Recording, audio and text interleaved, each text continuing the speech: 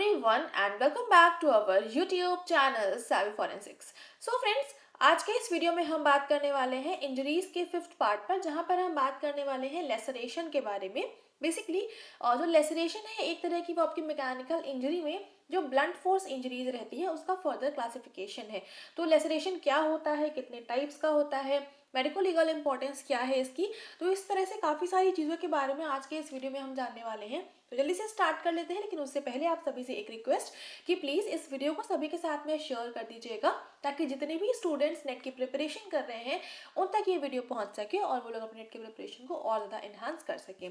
अभी यहाँ पर अगर हम बात करें कि जो लेसरेशन है वो क्या होता है, तो जो लेसरेशन है बेसिकली अगर हम बहुत ही सिंपल टर्म्स में समझें तो कोई एक बॉडी है, उस पे किसी ब्लंट ऑब्जेक्ट से, ब्लंट ऑब्जेक्ट मतलब कि मान के चलिए कि आपके पास कुल्हाड़ी है, या फिर कुल्हाड़ी का एग्जांपल ले लेते हैं। उसमें जो है आपकी जो उसकी एज होती है वो बहुत शार्प नहीं है। शार्प नहीं है का मतलब उसकी जो एज है वो उतनी फाइन नहीं है कि उतना परफेक्ट कट बन पाएगा। तो अब उसमें हुआ क्या कि जब आपने किसी इंडिविजुअल को, यानी कि इस सब पर्टिकुलर सर्फेस पे आपने कट मारा, तो जो कट लगेगा वो कुछ ऐसा होगा कि उसके आसपास की जितनी भी स्किन होंगी या जिस पर्टिकुलर जगह पर मारा गया है वो पर्टिकुलर पोजीशन की जो स्किन होगी वो पूरी तरह से, जितने भी टिश्यूज होंगे वो पूरी तरह से क्रश हो गए होंगे, और उसके आसपास के एरिया में आपको थोड़ा सा जो ब्रूज रहता है वो भी आपको थोड़ा बहुत देखने को मिलता है। तो जो लेसरेशन होता है बेसिकली जो डीपर लेयर की स्किन, जो डीपर लेयर के टिश्यूज रहते हैं उनको भी डैमेज कॉज करता है, और यहाँ पर जो सराउंडिंग एरिया रहता है उसमें भी आपका डैमेज कॉज होता है। और यहाँ पर जो टिश्यूज़ रहते हैं उसकी उनकी जो है पूरी तरह से कह सकते हैं एक तरह से उनकी क्रशिंग हो जाती है, तो वो आपका होता है लेसरेशन। सो लेसरेशन क्या है? It is a disruption of the continuity of tissue produced by stretching और crushing type of blunt forces. तो जब किसी ऐसे तरह का ब्लंट फोर्स अप्लाई किया जाता है जिसकी वजह से स्ट्रेचिंग हो रही है या फिर क्रशिंग हो रही है टिश्यूज़ की, और वहाँ पर जो टिश्यूज़ की कंटिन्यूटी होती है उसमें डिसरप्शन देखने को मिलता है, तो उसको हम बोलते हैं लेसरेशन।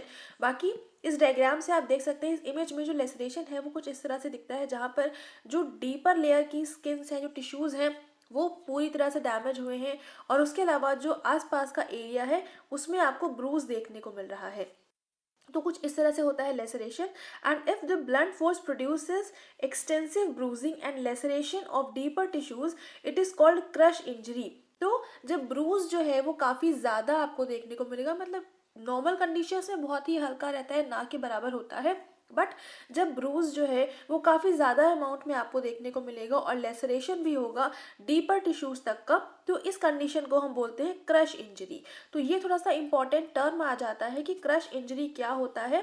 क्रश इंजरी एक तरह का कह सकते हैं ब्लंट फोर्स से प्रोड्यूस किया हुआ और इंजरी है, जहाँ पर जो ब्रूज रहता है वो देखने को मिलता है along with the laceration of deeper tissues, तो इसको हम बोलेंगे क्रश इंजरी। ठीक है, अभी अगर हम बात करें जो लेसरेशन होता है इसको हम कितने तरह से क्लासिफाई करते हैं, तो लेसरेशन को आपका बेसिकली हम 3 तरह से क्लासिफाई करते हैं।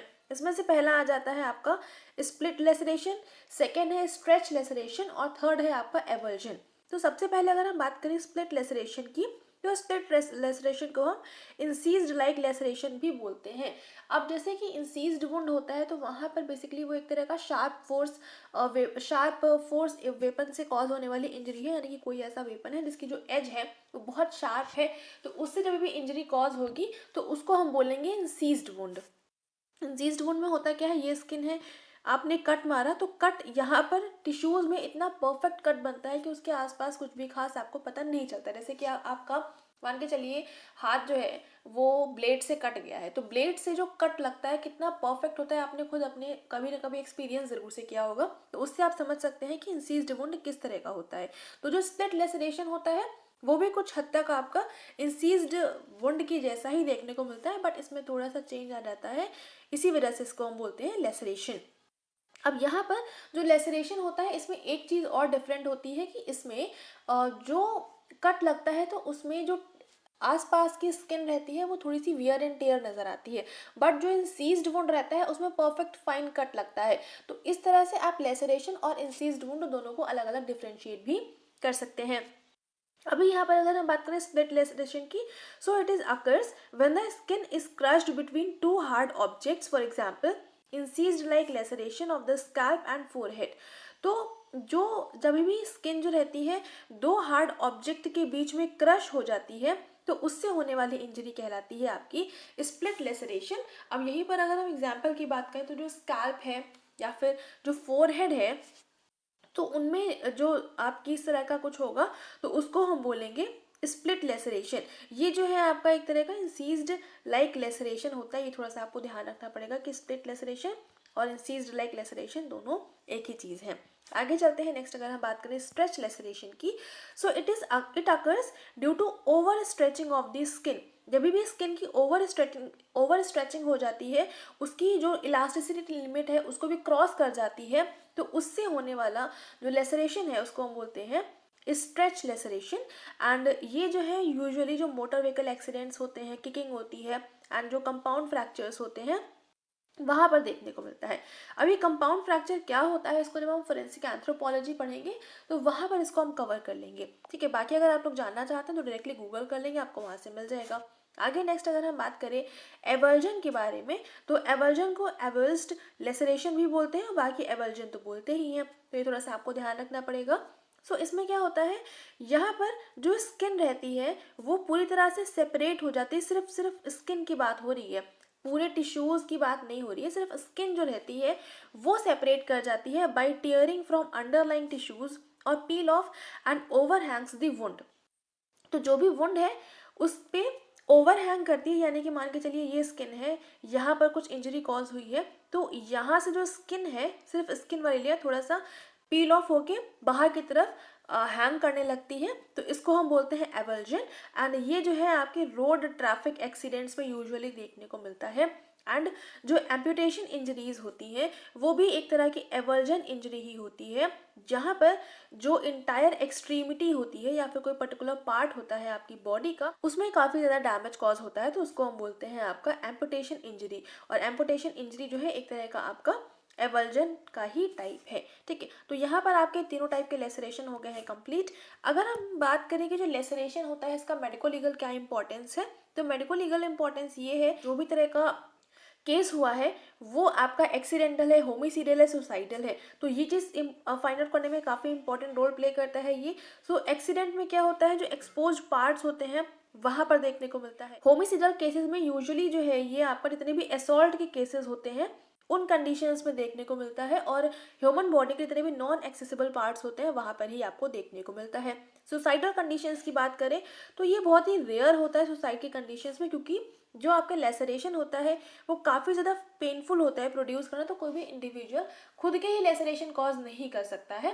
तो इसीलिए ये आपका इस तरह से आप ये फाइंड आउट कर सकते हैं कि जो मोटिव था इंजरी का या फिर जो था वो क्या था, एक्सीडेंटल था, होमिसाइडल था, सुसाइडल था। उसके अलावा कई बार क्या रहता है कि जिस भी वेपन से इंजरी कॉज करी गई है तो उस वेपन पे कई बार कुछ फॉरेन पार्टिकल्स अवेलेबल होते हैं, तो उससे हम थोड़ा सा वेपन का आइडिया लगा सकते हैं। उसके अलावा जो भी हम वेपन यूज़ कर रहे हैं तो उसका किस तरह का साइज़ था, क्या शेप था, तो कुछ हद तक इंजरी को एग्जामिन करके हम ये चीज़ बता सकते हैं कि पर्टिकुलरली कौन सा वेपन यूज़ किया गया होगा। उसके अलावा जो भी तरह का इंजरी है उसका डायरेक्शन क्या है, उसका क्या डायमेंशंस है, किस डायरेक्शन से अप्लाई किया गया था, फोर्स कहाँ पे ज़्यादा था, कहाँ पे कम था, ये सारी चीज़ों से हम जो पर्टिकुलर वेपन है उस वेपन को फाइंड आउट कर सकते हैं। जैसे कई बार क्या होता है कि जब हम ये मान के चलिए एक स्किन का पार्ट है और इस स्किन के पार्ट पे ये वाला जो पॉइंट है ये पॉइंट ऑफ स्टार्ट है, यानी कि इस पर्टिकुलर पॉइंट से वेपन को अप्लाई करना स्टार्ट किया गया है, और ये वाला जो है ये पॉइंट ऑफ एग्जिट है। मैं लिख देती हूँ एक बार, ये पॉइंट ऑफ एग्जिट है और ये वाला पॉइंट ऑफ स्टार्ट है।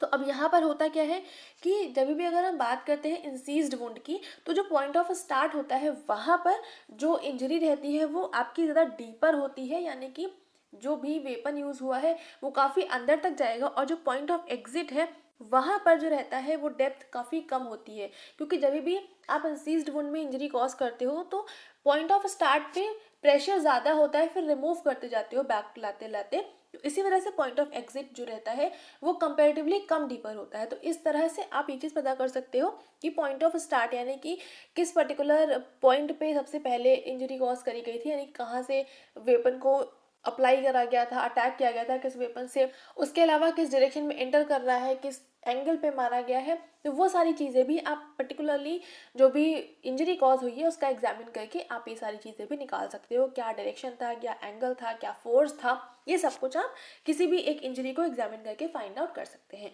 ठीक है, तो ये कुछ आपका हो गया इसका लेसरेशन का मेडिको लीगल इंपॉर्टेंस। उम्मीद करती हूँ समझ में आ गया होगा, बट फिर भी कोई डाउट है, कोई क्वेरी है, आप लोग पूछ सकते हैं।